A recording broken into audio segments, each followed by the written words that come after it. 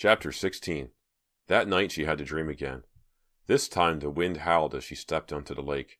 Dark waves, the color of ink, tossed about her ankles, soaked the hem of her nightgown.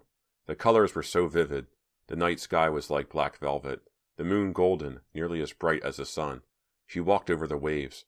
The water felt cold, so cold on her feet. Again, someone was watching her from the shore. Who was it? She wanted desperately to see. She tried to turn around, but something held her back. She had to keep walking, walking so slowly but steadily on top of the lapping dark waves. Soon she would be surrounded by water. The land, the woods, they would all disappear behind her. Who was it? Who was watching her on the shore? Who was watching her so silently as she walked over the water? Suddenly she could see. Everything shifted, and she could see the shore, the low scrub, the hunkering dark trees behind it. It was so bright now. The moon was blindingly white. It spread over the shore like a spotlight. Who was there? Someone was standing in that white light. She squinted to see better. Yes, she could see him now. It was Walker. Walker, standing so statue still, so silent, watching her as she turned once again and walked over the low waves. Walker, why are you watching me like that? Then suddenly he was gone with the bright moonlight. It was replaced by the wet darkness of the waves. They were pulling her down, down. She tried to resist, tried to swim, but the water was too powerful. It was up to the waist of her nightgown, so cold now, so freezing cold and so heavy. Heavy, heavier. She was sinking into the water. Oh, help me, somebody! Why can't I swim? Why can't I break away? Down she fell. She tried to raise her arms as her head went under, but she couldn't lift them from her side. Down into the heavy dark water. It was choking her now. Oh, let me breathe! She woke up, but she was still in the dream, or so it seemed. Oh, let me breathe! The water choked her. She gasped and struggled against the waves. She flailed her arms and gasped, swallowing more water. Was she still asleep? No, this was real. She was in water, deep water. She was drowning. The water swelled over her head. She closed her eyes and struggled back up to the top. She burst above the surface, choking, splashing, reaching up, trying to pull herself up, pull herself out of the water, out of the dream that wasn't a dream. She tried to scream, to cry for help, but no sound came out. Her hair was tangled, matted over her face. She struggled to push it away so she could breathe. I can't stay up, she thought, and started to drop again, her eyes opened wide, her heart pounding, the only sound except for the quiet, deadly swirling of the waters as they encircled her once again. I'm drowning. I'm dead. But where am I? She started to see colors, bright colors. Her chest hurt. Her lungs felt ready to explode. I'm drowning. I'm dead. Strong arms grabbed her shoulders. Strong arms hoisted her up. Was she dreaming this too? She opened her eyes. No, there was a small speedboat. A man in a baseball cap pulled down over his forehead. The man had a short beard. He had her by the shoulders. He pulled. She was heavy now, as heavy as a whale. Help me, he said. Can you help me lift you? His voice sounded so far away, miles away. He pulled again. She couldn't help him. The small boat tilted and bobbed. It seemed like forever until she was sprawled in the small boat. Can you talk? He asked. He had kind eyes beneath the baseball cap. She raised her head and vomited. Water poured out of her mouth, the brackish lake water. She choked, took a deep breath, vomited again, and began to feel better. Can you breathe? He asked. She saw a rod and reel, a tackle box beside the small outboard motor at the back of the boat. He didn't wait for an answer. Good thing I came along. She nodded. She started to shake. It's so cold, she said. He tugged the rope on the motor, and it started right up. I'll get you to shore, he said. Sorry I don't have a blanket. I didn't expect to fish a girl out of the lake tonight. You're the only thing I caught, though. Myra looked into the dark, tree-lined shore. They were nearly there. She hadn't sleepwalked very far into the lake, just far enough to drown herself.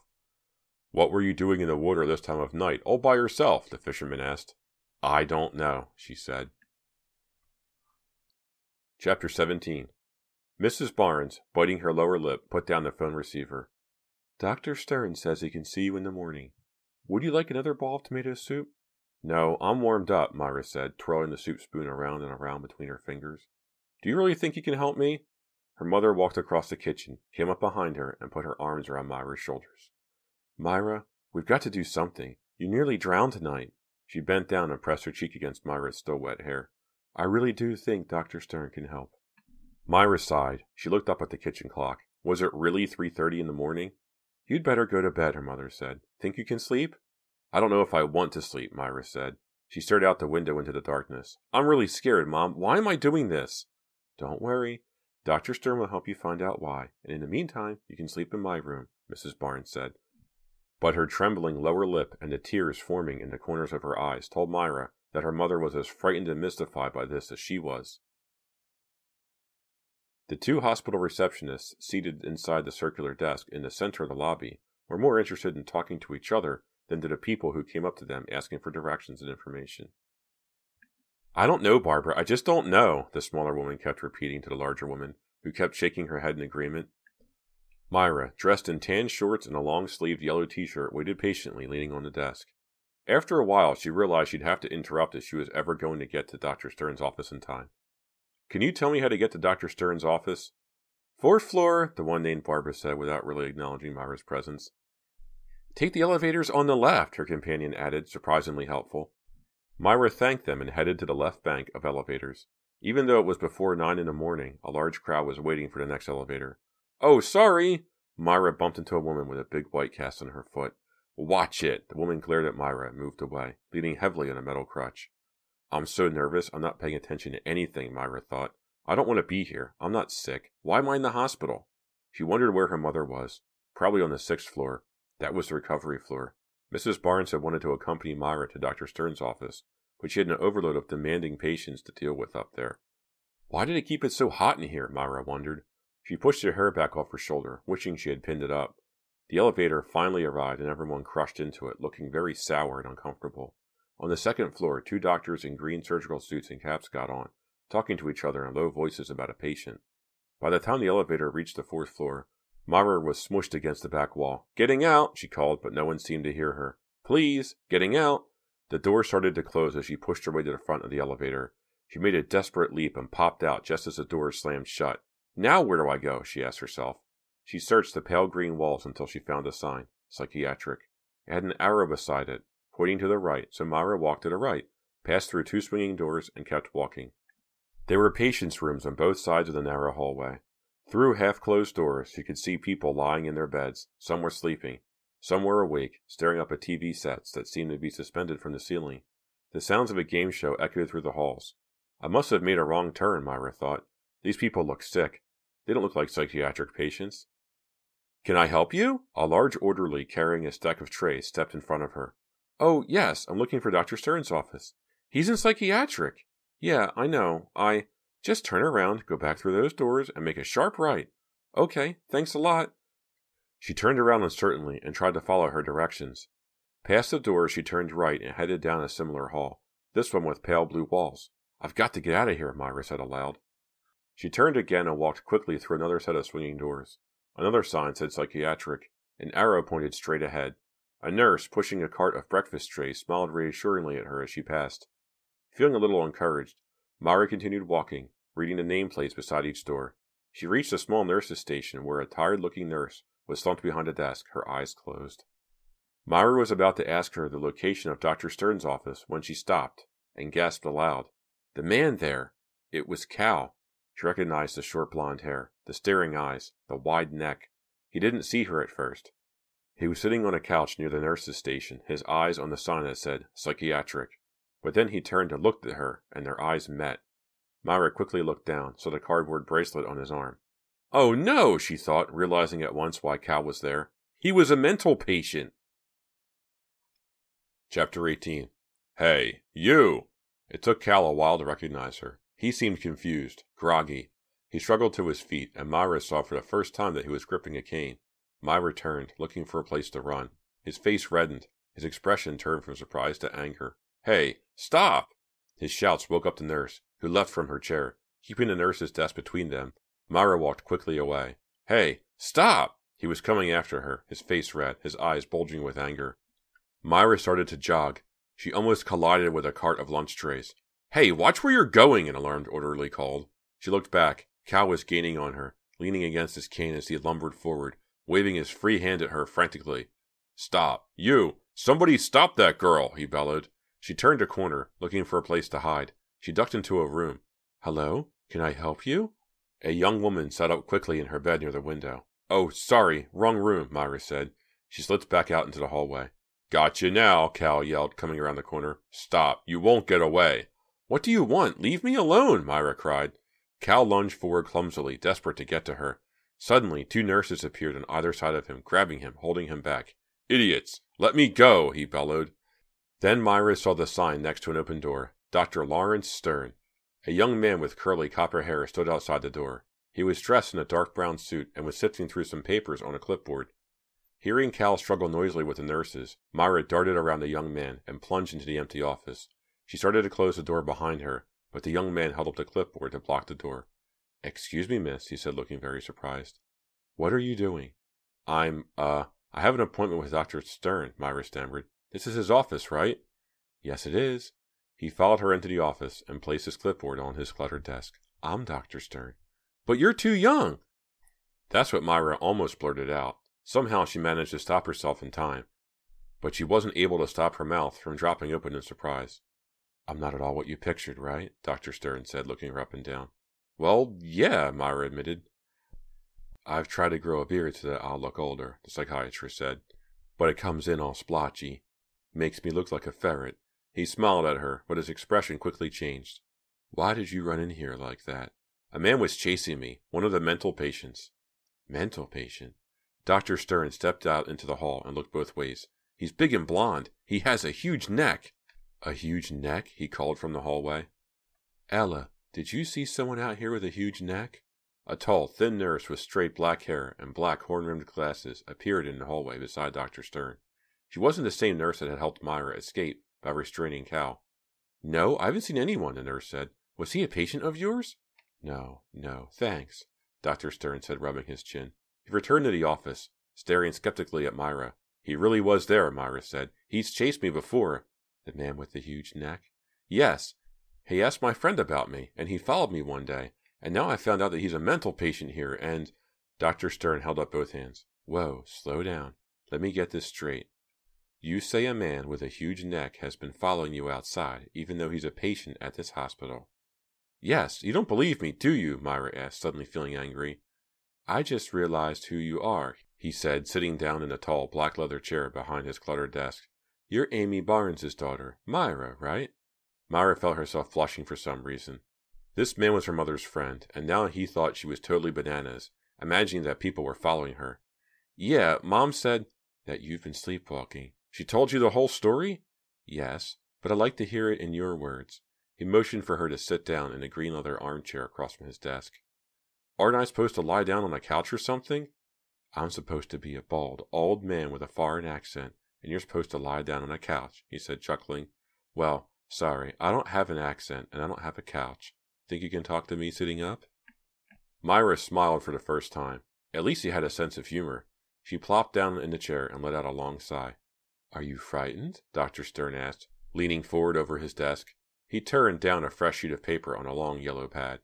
No, yes, not of you. He looked disappointed. You don't think I'm a scary guy? No, Myra said. You're trying to be real sweet to put me at ease, right? Right, he said quickly. Want to see me juggle 3 apples? Myra laughed. No, not really. I'm feeling better now. You look kind of tired, he said. Have you been getting much sleep? No, I'm afraid to go asleep. Afraid you'll sleepwalk? Yes. Start at the beginning, he said, making a note on the pad. Tell me about the first time you sleepwalked. Every detail you can remember. Recreate it all for me. Close your eyes if you want to. Try to picture everything you tell me. Myra closed her eyes, but quickly reopened them. No, I might fall asleep. Staring past him to the window behind his desk, Myra proceeded to tell him as much as she could, starting out with the strange dreams she had each time. It took a long time to tell it all. By the time she finished recounted being pulled out of the lake, choking and nearly half drowned, he had filled the entire page of the notepad. Am I cracking up or what? Myra asked, surprised that her voice was trembling. She thought she would feel relieved after telling her story to a psychiatrist, but she found herself feeling more nervous and frightened than ever. You're not cracking up, Dr. Stern said, making a face. Stop thinking that way. I think something is troubling you deeply, but I don't think you need to worry about it having to have some sort of mental breakdown. That's not what causes your sleepwalking. Then what does cause it? Myra demanded. I think it could be caused by repressed trauma, Dr. Stern said. What? You'll have to explain that. I haven't taken psych in school yet. Something is troubling you, he explained. Something very upsetting. You're trying to deal with it when you're asleep because you find it too upsetting to deal with when you're awake. Myra stared at him, thinking about what he was suggesting. Something very upsetting is troubling me, he nodded. Your subconscious is trying to work it out. But if it's so upsetting, wouldn't I remember what it is? He opened his desk drawer, searched quickly for something, then reclosed it. He stared into her eyes. Do you have any idea what it might be? Myra shook her head. No, I can't think of anything that's upsetting me that much. I don't like my summer job very much, but that's no big deal. Myra realized she hadn't told Dr. Stern about Mrs. Cotier, or about her suspicions that Mrs. Cotier, or Stephanie, had cast a sleepwalking spell on her. If I did, he really would think I'm crazy, she reasoned. I broke up with my boyfriend a while ago, but I'm not too upset about that either. I have a new boyfriend. Dr. Stern looked at his watch. Oh, I'm really sorry. That's all the time we have for today, he said. Myra stood up. Sorry, I want you to come back next week, he said. He stood up and guided her to the door. Do you want to come back and talk some more? I guess. And I don't want you to worry that you're losing your mind or are desperately sick or something. Wait a second. He walked back to his desk and scribbled something on a pad. He tore off the sheet and gave it to her. What's this? Myra couldn't read a word of it. It's a prescription for something to help you sleep. It's very mild, not addictive. I want you to take it every night a half hour before you go to bed. I've had real success with it. Another patient of mine was a sleepwalker, and this drug stopped his sleepwalking for good. But you need to sleep. You're really overtired, Myra, and I think that if you could get yourself into a more tranquil frame of mind, then maybe you could start to discover what is really troubling you, the true cause of your sleepwalking. Myra tucked the prescription into the pocket of her shorts. So that's your advice. Get some sleep. He smiled. At least I didn't say, take 2 aspirin and call me in the morning. You look a lot better today, Myra told Donna, dropping warily into the folding chair beside Donna's hospital bed. You mean I'm semi-conscious instead of unconscious? I mean you look better. For one thing, those awful tubes are gone. Yeah, I'm on my own now, Donna said sarcastically. I'm not Frankenstein anymore. Now I'm just a mummy. Look at these bandages. Myra felt a chill go down her back. It should be me lying in that hospital bed, she thought. It was supposed to be me, the maniac in the pickup truck. He thought he was pushing me off the road. So, tell me some news of the outside world, Donna said. Myra was thinking about Dr. Stern, about his explanation of her sleepwalking. Something was troubling her, he had said. Something was troubling her so much that she couldn't think about it while she was awake. What could it possibly be? Hey, Myra, did you conk out? Donna's voice interrupted her thoughts. Oh, sorry. What's happening with your job? Do you still think Mrs. Cotier is casting a spell on you? Yes, Myra answered quickly. No. I don't know. Well, at least you're clear about it, Donna laughed. Ow, don't make me laugh. It's too painful. I sleepwalked again, Myra said, suddenly feeling very weary. This time I almost drowned. Oh, no. Myra, I'm so sorry. Where were you? In the lake, behind the Fear Street woods. You know, near Mrs. Cotier's house. You walked all the way there in your sleep? Yeah, first I dream about the lake, then I walk to it. It's so strange. You know, Mrs. Cotier lost a child in the lake. I wonder if that has anything to do with... Her mind drifted off. She didn't finish her thought. What happened when you got to the lake? Donna asked. When I got there, I guess I kept walking. And you didn't wake up in the water? Donna's face filled with horror and concern. No, not until some fisherman came by and pulled me out. If he hadn't been there, Donna reached over and grabbed Myra's hand with her free hand. Myra, you've got to tell someone about Mrs. Cotier. You've got to tell someone what you suspect. I've just been to a shrink downstairs. That's why I'm here so early. And you told him? No, I couldn't. I don't think that shrink believes in witchcraft, do you? No, I guess not. But Myra, this is so scary. The next time...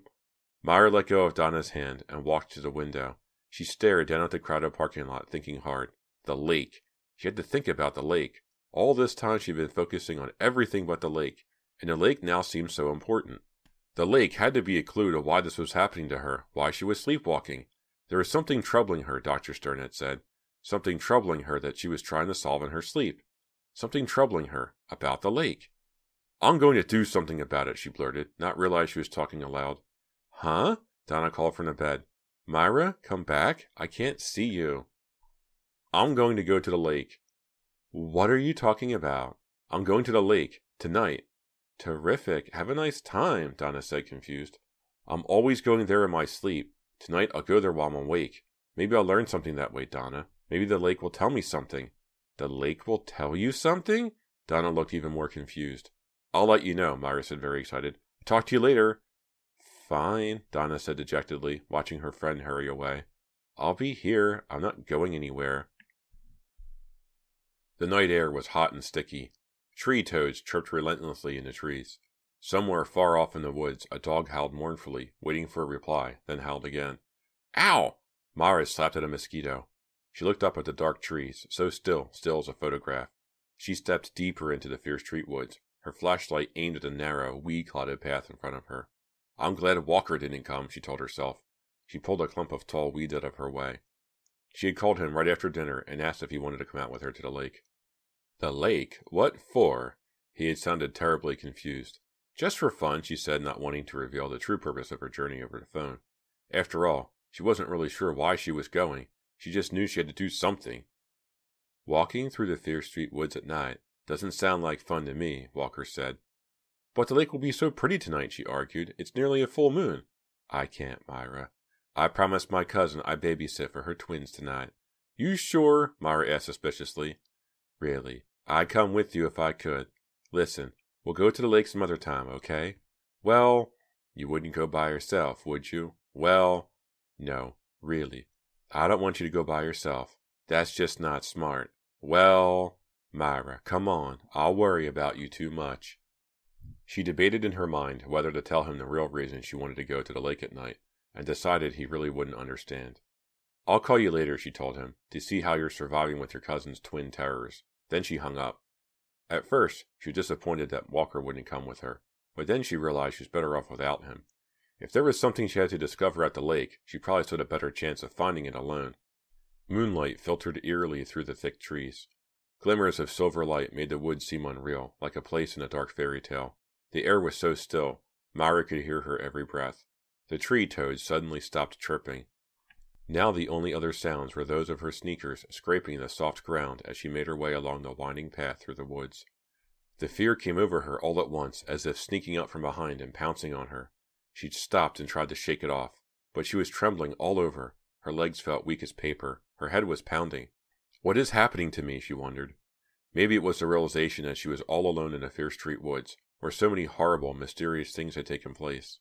Maybe it was being so close to the lake where she had nearly been swallowed up the night before. Maybe Mrs. Cotier was working her evil magic, using her witch's powers to keep Myra from the lake, to keep Myra from discovering what she had to discover. I've got to keep going, Myra thought. She directed the flashlight along the path and started walking again, forcing her legs forward, forcing herself to ignore her trembling body, her throbbing forehead. After a short while, the lake came into view. It was steel gray under the dark sky. The water lapped gently, almost silently against the muddy shore. Glad to be out of the woods, Myra started to run over the tall grass that led toward the water. The lake seemed larger than usual, so wide it disappeared into the darkness on both sides. Fear Island, the small island in the center of the lake, was just a bulging shadow in the distance. Myra took a deep breath. What secret do you have for me, lake? Why do I dream about you? Why do I keep walking to you in my sleep? Why does Mrs. Cotier draw me to you? What awful secret are you hiding from me? She sat down on the edge of a small wooden dock that jutted out a few yards over the water. The fear hadn't left her, but the trembling had stopped. The water below was so beautiful, so soothing. She was about to take off her sneakers and dip her feet in the water when she heard the footsteps on the tall grass behind her and realized she was no longer alone. Chapter 19. Who's there? Myra's voice came at a whisper. Her body seemed to freeze. She had to force herself to breathe. Struggling to put the sneaker back on, she stared into the darkness. Who's there? The sneaker was knotted. She couldn't get it back on, and her hands were shaking too hard to untie the knot. She hopped off the dock, holding the sneaker in one hand and looking for a place to hide. There was a clump of low shrubs a few hundred feet down the shoreline. She heard the crack of twigs, footsteps on the soft ground. Who is it? She called, not recognizing her voice, her throat choked with fear. More footsteps, growing louder. Then, "Hey," a voice called. It was too late to run. "Hey," a familiar voice. Her heart was pounding. She raised the sneaker high as if to use it as a weapon. He appeared suddenly, stepping out of the darkness and into the silvery metal light of the moon. "Link!" "Hi, Myra." "Link, what are you doing here?" I saw you, on Fear Street. I was in the truck. I decided to follow. I was worried. I mean, what are you doing here all alone? What business is it of yours? For a brief second she was glad to see him, but when he mentioned the truck she froze. She pictured Donna lying in a hospital, tubes in her arms. The fear returned, the trembling, the headache. She decided to cover it up by being angry. She wouldn't let him see that she was frightened. Are you sleepwalking again? Link asked, an odd half-smile forming on his face. No, I am not, she said coldly. How do you know about that anyway? He shrugged. The half-smile faded. His dark eyes burned into hers. You shouldn't be alone in the Fear Street woods, Myra. You lived in Shadyside long enough to know that. Did he sound sincerely concerned, or was that some kind of veiled threat? I can take care of myself, she said, turning her back on him. She sat back down on the tree stump and struggled to untie the knot from her sneaker. I'm sick of you following me around. I want you to stop it, starting now. But I really am worried about you, Myra. Well, go worry somewhere else, she snapped. She turned to look up at him. His face was filled with concern. You shouldn't be here, he repeated, ignoring her anger. I'm meeting Walker, she lied. I wish you wouldn't be here when he gets here. You're meeting him here. Yeah, is that okay with you? He laughed. What's so funny? This isn't exactly a convenient meeting place, is it? Look around. You don't see a whole lot of couples walking through the woods in the dark to meet here. Well, Walker and I like a little excitement? She knew that sounded lame, but it was the best she could do. He frowned and tossed his dark mane of hair as if shaking off her words. How come you two didn't come here together? Link asked. Go away, Link. I really want to be alone here. Myra, I'm sorry. Really. I was in the truck back on Fear Street and I saw you. I shouldn't have followed you, but I don't know. Did you have the truck on the highway, Link? Between here and Waynesbridge? The question just popped out. She had to know the answer. She had to know if it was his pickup that nearly killed Donna. Huh? You heard me. Last week. Were you the one? Myra, what are you talking about? She stared into his dark eyes, searching for the truth. A red pickup truck tried to run Donna off the highway.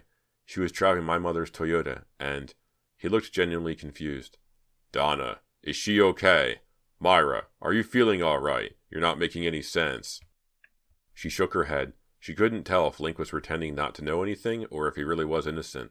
If it was his truck on the highway, he'd never admit it now, she realized. She was sorry she'd asked him about it. Suddenly, he reached down and grabbed her arm. Myra, let me take you home. She jumped to her feet and pulled away from his grasp. Let go of me! I miss you so much, he said. He moved forward and grabbed her with both arms. Myra tried to pull away, but he was holding her too tightly. His dark eyes were wild. I miss you so much, he repeated. His voice sounded tense, strange. He's out of control, Myra thought. Link, let go of me! No, I won't. He tightened his grip, pulling her against him. Not till you admit that you miss me too. He dropped his arms to her waist. Link, no! He squeezed her tightly. He lowered his face to kiss her. No, Link, please! She turned her head. He pressed his face against her cheek. Let go of me! She raised a fist to hit his left ear. He jerked up his head, startled. Hey! She ducked down quickly, surprising him, pulling out of his grasp. Myra, wait! She scrambled toward the dock, turned, and saw him reaching out for her. Wait, I didn't mean anything, he called, his eyes frantic and wild. Thinking only of escape, she plunged off the dock and into the water. Oh, so cold! She gasped momentarily, paralyzed by the shock of the cold, and at that moment it came back to her.